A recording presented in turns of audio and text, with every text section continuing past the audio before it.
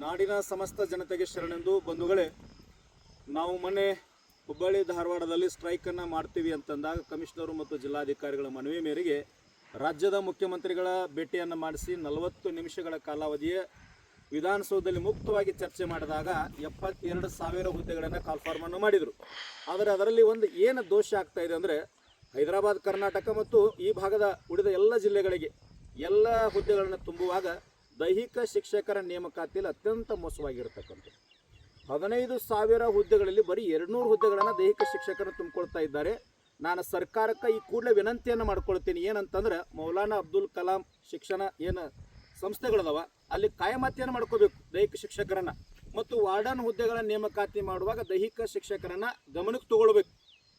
ಎರಡನೇದು.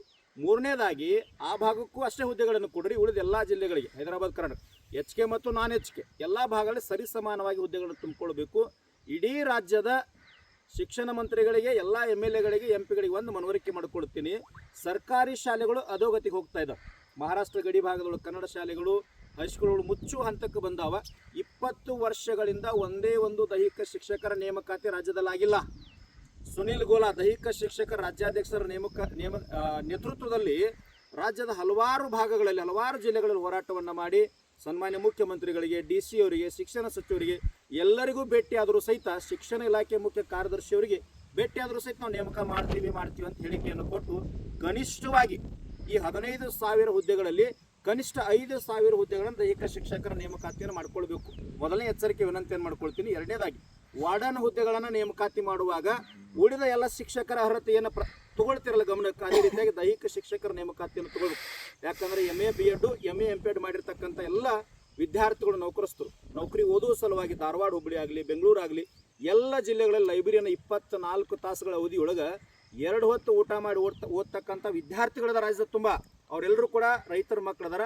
1 ಲಕ್ಷ ವಿದ್ಯಾರ್ಥಿಗಳು ದೈಹಿಕ ಶಿಕ್ಷಕರ ಅರ್ಹತೆಯನ್ನು ಹೊಂದಿರತಕ್ಕಂಥವ್ರು ಅದಾರ. ಸರ್ಕಾರಕ್ಕೆ ನಾನು ಕರ್ನಾಟಕ ರಾಜ್ಯ ರೈತ ಸಂಘ ಹಸಿರು ಸೇನೆ ಚುನಪ್ಪ ಪೂಜಾರಿ ಅವರು ಆದಿಯಾಗಿ, ನಮ್ಮ ರಾಜ್ಯ ಉಪಾಧ್ಯಕ್ಷರಾಗಿರ್ತಕ್ಕಂಥ ಶಿವಾನಂದ ಮುಗುಳಿಯಾಳ್ ಅವರು, ಇನ್ನೂರು ಉಪಾಧ್ಯಕ್ಷರಾಗಿರ್ತಕ್ಕಂಥ ಪ್ರಕಾಶ್ ಉಮ್ರಾನಿಯವರು, ರಾಜ್ಯ ಸಂಘಟನಾ ಕಾರ್ಯದರ್ಶಿ ಆಗಿರ್ತಕ್ಕಂಥ ಬಸಯ್ಯ ಗುಡ್ಡಿಮಠ ಅವರು, ಧಾರವಾಡ ಜಿಲ್ಲೆಯ ಜಿಲ್ಲಾಧ್ಯಕ್ಷರಾಗಿರ್ತಕ್ಕಂಥ ಸುಭಾಷ್ ಮಾದನ್ ಅವರು, ನಮ್ಮೆಲ್ಲ ಯುವ ಬಳಗ, ಯುವ ಮಿತ್ರರು ಎಲ್ಲರೂ ಕೂಡಿಕೊಂಡು ನಾನು ಸರ್ಕಾರಕ್ಕೆ ಎಚ್ಚರಿಕೆಯನ್ನು ಕೊಡ್ತೀನಿ. ಈ 15,000 ಒಳಗೆ 5,000 ಮಾಡಿರಿ. ಎಲ್ಲ ಹುದ್ದೆಗಳ ನೇಮಕಾತಿ ಮಾಡುವಾಗ ದೈಹಿಕ ಶಿಕ್ಷಕರನ್ನ ಪರಿಗಣನೆ ತಗೊಳ್ರಿ. 20 ವರ್ಷದಿಂದ ಒಂದೂ ಕೂಡ ದೈಹಿಕ ಶಿಕ್ಷಕರ ಭರ್ತಿ ಆಗದೆ ಇದ್ರೆ ಅವ್ರ ಬದುಕು ಅಧೋಗತಿಗೆ ಹೋಗ್ತದ. ರೈತರ ಮಕ್ಕಳಿಗೆ ಮೊದಲನೇದಾಗಿ ಹೆಣ್ಣು ಕೊಡ್ತಾ ಇಲ್ಲ. 16 ವರ್ಷಗಳಿಂದ ಧಾರವಾಡ, ಹುಬ್ಬಳ್ಳಿ, ಬೆಂಗಳೂರು ಎಲ್ಲ ಜಿಲ್ಲೆಗಳಲ್ಲಿ ಲೈಬ್ರರಿ ಮಾಡ್ಕೊಂಡು ಓದ್ತಾ ಇದ್ದಾರೆ. ವಾಪಸ್ ಮನೆಗೆ ಹೋದ್ರೆ ಕೃಷಿಯನ್ನು ಮಾಡ್ಲಿಕ್ಕೆ ಅವರಿಂದ ಸಾಧ್ಯ ಇಲ್ಲ. ಅದಕ್ಕಾಗಿ ವಿನಂತಿ ಮಾಡ್ಕೊಳ್ತೀನಿ, ನೀವು ಸರ್ಕಾರದೊಳಗೆ ಒಂದೇ ಒಂದು MLA ಸತ್ತು ಅಂತಂದ್ರೆ ಒಂದೇ ತಿಂಗಳೊಳಗೆ ಚುನಾವಣೆ ಮಾಡ್ಕೊಳ್ತೀರಿ. 20 ವರ್ಷಗಳಿಂದ ಎಷ್ಟು ಮುಖ್ಯಮಂತ್ರಿಗಳು ಬದಲಾವಣೆ ಆಗ್ಯಾರ? 4 ಮುಖ್ಯಮಂತ್ರಿ, 5-6 ಮುಖ್ಯಮಂತ್ರಿ ಬದಲಾವಣೆ ಆಗ್ಯಾರ. ಅದಕ್ಕಾಗಿ ತಮಗೆಲ್ಲರಿಗೂ ಪಕ್ಷಾತೀತ, ಧರ್ಮಾತೀತ, ಜಾತ್ಯಾತೀತವಾಗಿ ಸರ್ಕಾರಕ್ಕೆ ವಿನಂತಿ ಮಾಡ್ಕೊಳ್ತೀನಿ. ಸನ್ಮಾನ್ಯ DK ಶಿವಕುಮಾರ್ ಅವರೇ, ತಾವು ಆಧ್ಯಾತ್ಮಿಕ ಜೀವಿಗಳಿದ್ದೀರಿ. ದೈಹಿಕ ಶಿಕ್ಷಕರನ್ನ ನೇಮಕಾತಿ ಮಾಡಿದರೆ ನಮ್ಮೆಲ್ಲ ರೈತರ ಮಕ್ಕಳು ದೈಹಿಕವಾಗಿ ಸದೃಢವಾಗ್ಲಿಕ್ಕೆ ಸಾಧ್ಯ ಆಗ್ತದೆ. ಅದಕ್ಕಾಗಿ ವಿನಂತಿ ಮಾಡ್ಕೊಳ್ತೀನಿ, 15,000 ಶಿಕ್ಷಕರ ಹುದ್ದೆಗಳಲ್ಲಿ 5,000 ಭರ್ತಿ ಮಾಡ್ಕೊಳ್ಬೇಕು. ಮುಂದೆ ಏನು ಮತ್ತೆ 1 ಲಕ್ಷ ಹುದ್ದೆಗಳನ್ನು ಕಲ್ಪನೆ ಮಾಡ್ತಾ ಇದ್ರಲ್ಲ, ಅದರಲ್ಲಿ 10ರಿಂದ 15,000 ಹುದ್ದೆಗಳನ್ನು ಭರ್ತಿ ಮಾಡ್ಕೋಬೇಕಂತೇಳಿ ಈ ಮೂಲಕ ನಾನು ವಿನಂತಿಯನ್ನು ಮಾಡ್ಕೊಳ್ತೀನಿ.